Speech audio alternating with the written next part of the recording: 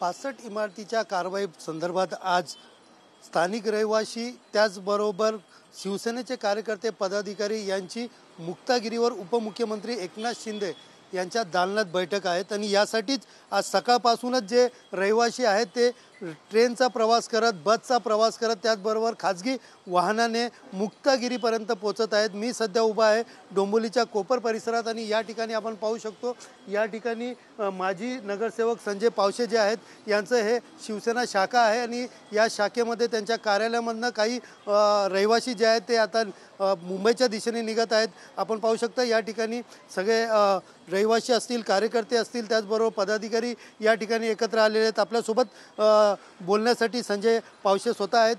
काय सांगाल आज या ठिकाणहून आपण अनेक पीडित बेघर होणाऱ्या कुटुंबांना उपमुख्यमंत्री एकनाथ शिंदे यांच्या भेटीसाठी घेऊन चाललो आहेत, कशा प्रकारे आपण यांची व्यवस्था केलेली आहे, काय नेमकं त्या ठिकाणी बैठकीत मुद्दा मांडणार आहे? आज उपमुख्यमंत्री आपले एकनाथजी शिंदे साहेबांनी एक निर्णय घेतला की आज मुंबईला बैठकीसाठी बोलवलं। तर आमच्या वार्डातनं 100 जण बाधित कुटुंब आहे ते सकाळी 9 वाजता आम्ही बसची सोय केलेली आहे।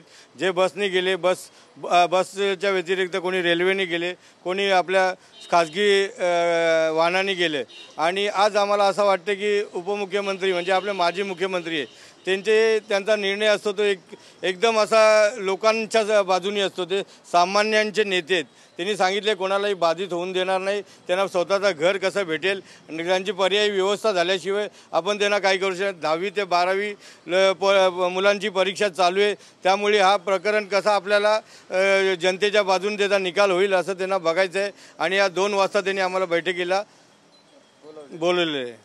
काय सांगाल बाधित लोकांचं ही घर चाललंय, तुम्ही शासनाकडे काय नेमकं मागणी करणार आहेत आणि उपमुख्यमंत्र्यांना काय सांगाल?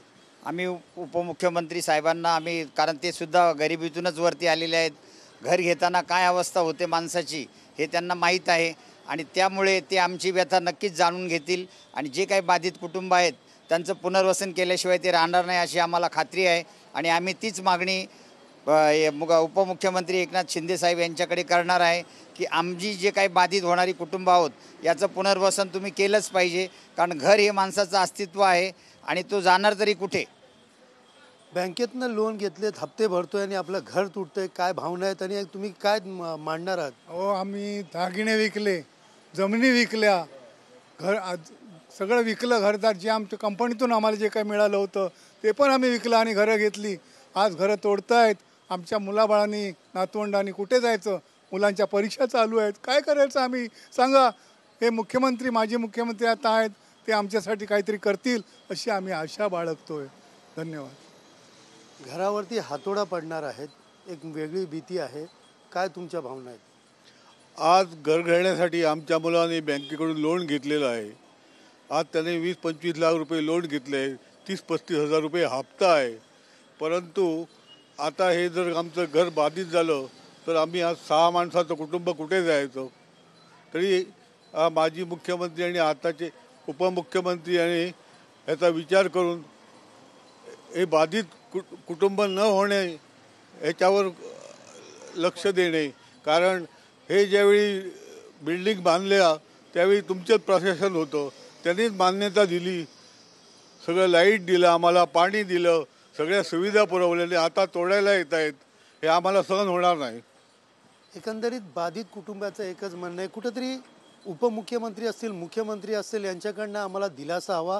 लोक बँकेकडनं कर्ज काढलेले आहेत ते कसे फेडायचे आणि आता आपला संसार घेऊन कुठं जायचं, रस्त्यावर राहायचं का, असे प्रश्न देखील या ठिकाणी बाधित कुटुंब उपस्थित करत आहेत।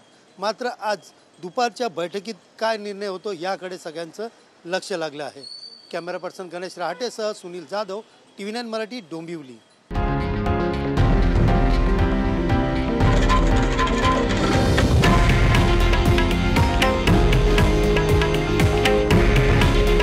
हे आहे देशातील नंबर 1 न्यूज नेटवर्क आणि आपण पाहत आहात TV9 मराठी।